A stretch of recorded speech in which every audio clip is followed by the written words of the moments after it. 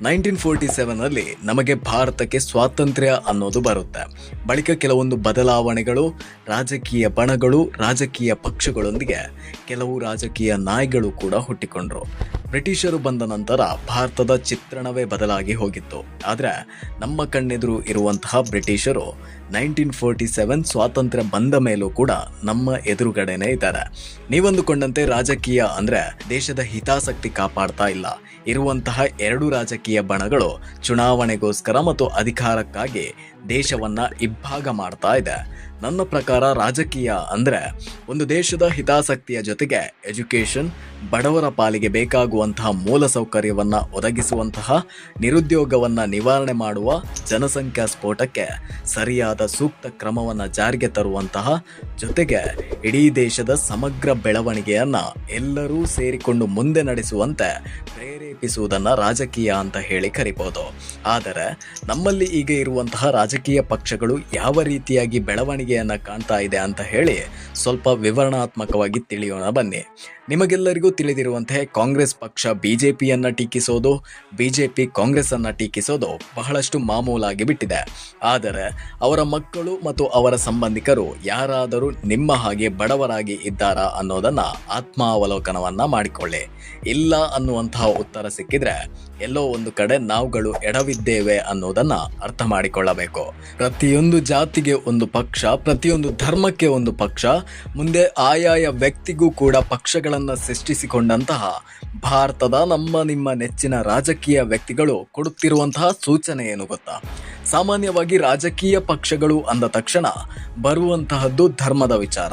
2 ದಿನಗಳ ಹಿಂದೆ ಕರ್ನಾಟಕ ಕಾಂಗ್ರೆಸ್ ಸರ್ಕಾರ ಅಫಿಷಿಯಲ್ ಆಗಿ ಒಂದು ಟ್ವೀಟ್ ಅನ್ನ ಮಾಡಿತ್ತು. ಉತ್ತರ ಪ್ರದೇಶದಲ್ಲಿ ನಡೆಯುತ್ತಿರುವಂತಹ ಕುಂಭಮೇಳ ಮತ್ತು ಕುಂಭಮೇಳಕ್ಕೆ ಆದಂತಹ ಖರ್ಚು, ಇದರ ಹೊರತಾಗಿ ಅಲ್ಲಿ ಬರುವಂತಹ ಎಲ್ಲರಿಗೂ ಕೂಡ ಮೂಲ ಸೌಕರ್ಯ ಇಲ್ಲ ಅನ್ನುವಂತಹ ನಿಟ್ಟಿನಲ್ಲಿ ಉತ್ತರ ಪ್ರದೇಶದ ಸರ್ಕಾರ ಎಲ್ಲಾ ಹಣವನ್ನ ನುಂಗಿಕೊಂಡಿದೆ ಎಂದು ಮಾರ್ಮಿಕವಾಗಿ ಹೇಳಿತು.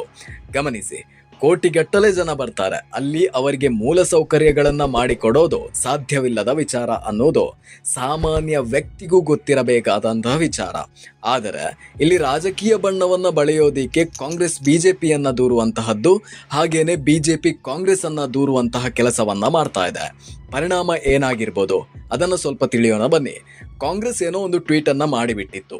ಆದರೆ ಈ ಹಿಂದೂ ಧರ್ಮದ ಕೆಲವೊಂದು ಜನರು ಈ ವಿಚಾರದಲ್ಲಿ ದ್ವೇಷ ಕಟ್ಟಿಕೊಳ್ಳೋದಿಕ್ಕೆ ರೀಸನ್ ಆಗುತ್ತೆ. ಇದನ್ನ ನಮ್ಮದೇ ರಾಜ್ಯದಲ್ಲಿ ಇರುವಂತಹ ಕಾಂಗ್ರೆಸ್ ಸರ್ಕಾರ ಗಮನಿಸಿ ಟ್ವೀಟ್ ಮಾಡಬೇಕು ಅನ್ನುವಂತಹ ಅಲ್ಪಜ್ಞಾನ ಇಲ್ಲ ಅಂತ ಹೇಳಿದ್ರೆ ಇವರುಗಳಿಗೆ ರಾಜಕೀಯ ಪಕ್ಷ ಅಂತ ಹೇಳಿ ಕರೆಸಿಕೊಳ್ಳುವಂತಹ ಯೋಗ್ಯತೆ ಇದೆಯಾ? ಇನ್ನೂ ಒಂದು ಕಡೆಯಲ್ಲಿ ಇತ್ತೀಚೆಗೆ ಚಾಮರಾಜನಗರದಲ್ಲಿ ದನದ ಕೆಚ್ಚಲನ್ನ ಕೊಯ್ದು ಕೆಲವೊಂದು ಆಗತುಂಕರು ರಾಕ್ಷಸ ರೀತಿಯಾದಂತಹ ವರ್ತನೆಯನ್ನ ಮಾಡಿದ್ರು. ಅದಕ್ಕೆ ಸಾಕಷ್ಟು ರಾಜಕೀಯ ಬಣ್ಣವನ್ನ ಮೆತ್ತಲು ಹೊರಟಿದ್ದಂತಹ ಬಿಜೆಪಿಗೂ ಕೂಡ ರಾಷ್ಟ್ರೀಯ ಪಕ್ಷ ಎಂದು ಕರೆಸಿಕೊಳ್ಳುವಂತಹ ಯೋಗ್ಯತೆ ಇದೆಯಾ ಅನ್ನೋದನ್ನ ನಾವಿಂದು ಯೋಚನೆ ಮಾಡಬೇಕಾಗಿದೆ. ಭಾರತ ಸಮಗ್ರವಾಗಿ ಅಭಿವೃದ್ಧಿಯನ್ನ ಕಾಣ್ತಾ ಇದ್ರೂ ಕೂಡ ಈ ಧರ್ಮಗಳ ಹೊಡೆದಾಟದಲ್ಲಿ ಬಹಳಷ್ಟು ಜನ ಯುವಕರಿಂದ ಹಿಡಿದು ವಯಸ್ಕರು ಕೂಡ ದಾರಿಯನ್ನ ತಪ್ಪುತ್ತಿದ್ದಾರೆ. ನಮ್ಮ ರಾಜಕೀಯ ನಾಯಕರು ಧರ್ಮದ ವಿಚಾರದಲ್ಲಿ ಭಾರತವನ್ನ ಮತ್ತು ಭಾರತ ಮಾತೆಯನ್ನ ಒಂದೇ ತಾಯಿಯಂತೆ ಕಾಪಾಡಿಕೊಳ್ಳಬೇಕಿತ್ತು. ಆದರೆ ಒಂದೇ ತಾಯಿಗೆ ಹುಟ್ಟಿದ ಮಕ್ಕಳನ್ನ ಬೇರೆ ಬೇರೆ ಮಾಡುವಂತಹ ನೀಚ ಬುದ್ಧಿಗೆ ಹೊರಟಾಗ ನಿಜವಾಗಿ ನಮಗೆ ಇಂತಹ ಪಕ್ಷಗಳು ಅವಶ್ಯಕತೆ ಇದೆಯಾ ಅನ್ನೋದನ್ನ ನಾವಿಂದು ಯೋಚನೆ ಮಾಡಬೇಕಾಗಿದೆ. ಇನ್ನು ಭಾರತದಲ್ಲಿ ಬರುವಂತಹ ಎಲ್ಲಾ ಯೋಜನೆಗಳು ಕೂಡ ಜನರ ಹಿತಾಸಕ್ತಿಗಳಿಗಿಂತಲೂ ಮೇಲಾಗಿ ಅವರವರ ರಾಜಕೀಯ ಅಧಿಕಾರ ಜಾಸ್ತಿ ಆಗುವಂತಹ ನಿಟ್ಟಿನಲ್ಲಿ ಮಾತ್ರ ಜಾರಿಗೆ ಬರುತ್ತದೆ. ಇನ್ನು ಭಾರತೀಯ ಎಜುಕೇಷನ್ ಸಿಸ್ಟಮ್, ಹೌದು, ನಾವು ಈ ಹಿಂದೆ ಗುರುಕುಲ ಪದ್ಧತಿಯಲ್ಲಿ ಎಜುಕೇಷನ್ ಅನ್ನ ಕಂಪ್ಲೀಟ್ ಮಾಡಿದಂಥವರು. ಆದರೆ ಈಗ ಇರುವಂತಹ ಪದ್ಧತಿ ಏನಿದೆ ನೋಡಿ, ಅಂದರೆ ಬ್ರಿಟಿಷರವರು ತಂದಂತಹ ಪದ್ಧತಿಯಿಂದ ಕೆಲವೊಂದು ಅಗತ್ಯವಿಲ್ಲದ ವಿಚಾರಗಳನ್ನ ಕೂಡ ನಾವಿಲ್ಲಿ ಕಲಿಯಬೇಕಾಗಿರುತ್ತದೆ. ಕೆಲವೊಂದು ದೇಶಗಳನ್ನ ನಾವು ಮಾದರಿಯಾಗಿ ತಗೊಂಡ್ರೆ ಆ ದೇಶಗಳಲ್ಲಿ ಆತನಿಗೆ ಯಾವ ಸಬ್ಜೆಕ್ಟ್ ಮೇಲೆ ಆಸಕ್ತಿ ಇರುತ್ತದೆಯೋ ಕೇವಲ ಅದನ್ನ ಮಾತ್ರ ಕಲಿಯುವಂತಹ ಅವಕಾಶವನ್ನ ಕೊಡಲಾಗಿದೆ. ಆದರೆ ನಮ್ಮಲ್ಲಿ ಒಂದೇ ತಟ್ಟಿಗೆ ಬೇರೆ ಬೇರೆ ಪದಾರ್ಥಗಳನ್ನ ಹಾಕಿ ಒಟ್ಟಿಗೆ ತಿನ್ನು ಅನ್ನುವಂತಹ ಪದ್ಧತಿ. ಬಹಳಷ್ಟು ಜನರ ಪ್ರಶ್ನೆ ಹೀಗಿರುತ್ತೆ, ನಮಗೆ ರಾಜಕೀಯ ವ್ಯಕ್ತಿಗಳು ಅದನ್ನ ಮಾಡಲಿಲ್ಲ, ಇದನ್ನ ಮಾಡಲಿಲ್ಲ, ರಾಜಕೀಯ ವ್ಯಕ್ತಿಗಳಿಂದ ನಮಗೆ ಇಂತಹ ಕೆಲಸ ಆಗ್ಲಿಲ್ಲ ಅನ್ನೋದು. ನಿಮ್ಮ ಬಳಿಯೂ ಕೂಡ ಅದೇ ರೀತಿ ದುಡ್ಡು, ಆಸ್ತಿ, ಅಂತಸ್ತು ಇದ್ದಿದ್ರೆ ನಾವುಗಳು ಕೂಡ ಅವರಂತೆ ಬದುಕಬಹುದಿತ್ತು ಅನ್ನುವಂತಹ ಕನಿಷ್ಠ ಯೋಚನೆ ನಿಮಗೆ ಯಾವತ್ತಾದ್ರೂ ಬಂದಿದೆಯಾ? ಮುಂದೆ ಭಾರತೀಯ ಸಂವಿಧಾನ.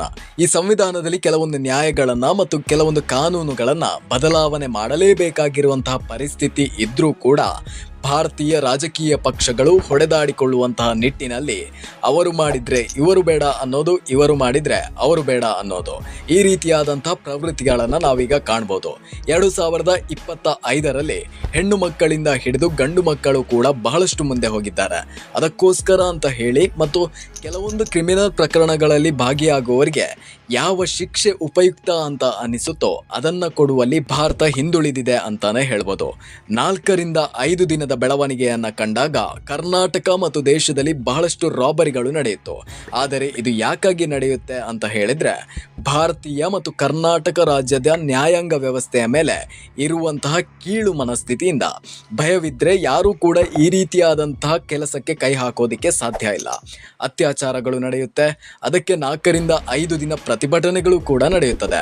ಆದರೆ ಆತನಿಗೆ ಯಾವುದೇ ರೀತಿಯಾದಂತಹ ಕಠಿಣ ಶಿಕ್ಷೆಗಳು ಸಿಗೋದಿಲ್ಲ. ಇದರಿಂದಾಗಿ ಮತ್ತಷ್ಟು ಜನ ಪ್ರೇರಿತರಾಗುತ್ತಾರೆ ಅನ್ನೋದು ಕೂಡ ಸತ್ಯ. ಇನ್ನು ಜಾತಿಗೆ ಅನುಗುಣವಾಗಿ ಮತ್ತು ಧರ್ಮಕ್ಕೆ ಅನುಗುಣವಾಗಿ ಕೆಲವೊಂದು ಯೋಜನೆಗಳು ಜಾರಿಗೆ ಬರುತ್ತದೆ. ಇದರಿಂದಾಗಿ ಅದೆಷ್ಟೋ ವಿದ್ಯಾವಂತ ಯುವಕರು ಕೂಡ ನಿರುದ್ಯೋಗಿಗಳಾಗಿ ಉಳಿಯುತ್ತಿದ್ದಾರೆ. ಜಾತಿಯ ಆಧಾರದಲ್ಲಿ ಆತನನ್ನ ಬಡವ ಅಥವಾ ಶ್ರೀಮಂತ ಎಂದು ನಿರ್ಧರಿಸುವುದಕ್ಕಿಂತ ಆತನ ಆದಾಯಕ್ಕೆ ಅನುಗುಣವಾಗಿ ಬಡವ ಶ್ರೀಮಂತ ಅನ್ನೋದನ್ನ ನಿರ್ಧರಿಸಬಹುದು. ಇದರಲ್ಲೂ ಕೂಡ ಭಾರತ ಸೋತಿದೆ ಅಂತಾನೆ ಹೇಳ್ಬೋದು. ಜಾತಿ ವ್ಯವಸ್ಥೆ ಅನ್ನೋದು ಭಾರತದಲ್ಲಿ ಇರಬಾರದು ಅನ್ನುವಂತಹ ಜನ ಭಾರತದಲ್ಲಿ ಜಾತಿ ವ್ಯವಸ್ಥೆಯ ಮೇಲೆ ಇರುವಂತಹ ಮೀಸಲಾತಿಗಳು ಬೇಡ ಅನ್ನುವಂತಹ ಮನಸ್ಥಿತಿಗೆ ಬಂದ್ರೆ ಜಾತಿ ವ್ಯವಸ್ಥೆ ತನ್ನಿಂದ ತಾನೇ ಹೊರಟು ಹೋಗುತ್ತದೆ. ಮುಂದೆ ಬಹಳಷ್ಟು ಯುವಕರು ತಾವು ಬೆಳವಣಿಗೆಯನ್ನು ಹೊಂದಬೇಕು ಅನ್ನುವಂತಹ ದೃಷ್ಟಿಯಿಂದ ಮತ್ತು ಸರ್ಕಾರ ಕೊಡುವಂತಹ ಯಾವುದೇ ಮೀಸಲಾತಿಯಿಂದ ಹಿಡಿದು ಎಲ್ಲ ಯೋಜನೆಗಳು ಮತ್ತು ಸರ್ಕಾರಗಳನ್ನು ದೂರುವಂತಹ ಪ್ರವೃತ್ತಿಯಿಂದ ಹೊರಬಂದ್ರೆ ಮಾತ್ರ ನಾವುಗಳು ನೆಮ್ಮದಿಯಿಂದಾಗಿ ಬದುಕಬಹುದು. ಈಗ ನಿಮ್ಮ ಪ್ರಶ್ನೆ ಹೀಗಿರ್ಬೋದು, ರಾಜಕೀಯ ಪಕ್ಷಗಳು ಇಲ್ಲ ಅಂದಿದ್ರೆ ಜನಗಳು ಸಾಯ್ಬೇಕಾ ಅನ್ನೋದು. ನೀವೇನಾದ್ರೂ ಹೀಗೆ ಯೋಚನೆ ಮಾಡಿ, ನೀವುಗಳು ಸಿನಿಮಾ ನಟರನ್ನ ಅಥವಾ ಬೇರೆ ಬೇರೆ ರೀತಿಯಾದಂತಹ ಸಾಧನೆ ಮಾಡಿದವರು ಎಂದಾದ್ರೂ ಸರ್ಕಾರದಿಂದ ನಮಗೆ ಆ ಯೋಜನೆಯ ದುಡ್ಡು ಸಿಕ್ಕಿಲ್ಲ, ಈ ಯೋಜನೆಯ ದುಡ್ಡು ಸಿಕ್ಕಿಲ್ಲ ಅಂತ ದೂರುವಂತಹ ಪರಿಸ್ಥಿತಿಗೆ ಬಂದಿದ್ದಾರಾ ಅನ್ನೋದು? ಅವರು ಬರೋದಿಲ್ಲ. ಏನಕ್ಕೆ ಅಂತ ಹೇಳಿದ್ರೆ ಅವರು ಈಗಾಗಲೇ ತಮ್ಮ ಸ್ವಂತ ಆಸ್ತಿ ಮತ್ತು ಹಣವನ್ನ ಮಾಡಿಟ್ಟುಕೊಂಡಿರುತ್ತಾರೆ. ಹೀಗಾಗಿ ಇವರಿಗೆ ಸರ್ಕಾರಗಳನ್ನ ದೂರುವಂತಹ ಪರಿಸ್ಥಿತಿ ಬಂದಿರೋದಿಲ್ಲ. ನಾವುಗಳು ಕೂಡ ಹಾಗೇನೆ, ನಮ್ಮಲ್ಲಿ ದುಡ್ಡು ಇದ್ರೆ ಮಾತ್ರ ನಾವುಗಳು ಸರ್ಕಾರವನ್ನ ದೂರುವಂತಹ ಕೀಳು ಪರಿಸ್ಥಿತಿಗೆ ಹೋಗೋದಿಲ್ಲ. ಇದರ ಅರ್ಥ ನಾವುಗಳು ಮೊದಲು ಶ್ರೀಮಂತರಾಗಬೇಕು ಅನ್ನೋದು. ಒಂದು ವೇಳೆ ರಾಜಕೀಯ ಅಂದ್ರೆ ದೇಶವನ್ನ ಮುನ್ನಡೆಸಬೇಕು ಹೊರತಾಗಿ ದೇಶವನ್ನ ಇಬ್ಬಾಗ ಮಾಡುವುದಕ್ಕೆ ಹೋಗಬಾರ್ದು. ಈ ವಿಡಿಯೋದ ಅರ್ಥ ಏನಾಗಿರ್ಬೋದು ಅನ್ನೋದನ್ನ ನೀವೇ ಕಮೆಂಟ್ ಮಾಡಿ. ಧನ್ಯವಾದಗಳು. Like, share, comment, subscribe. My I go now?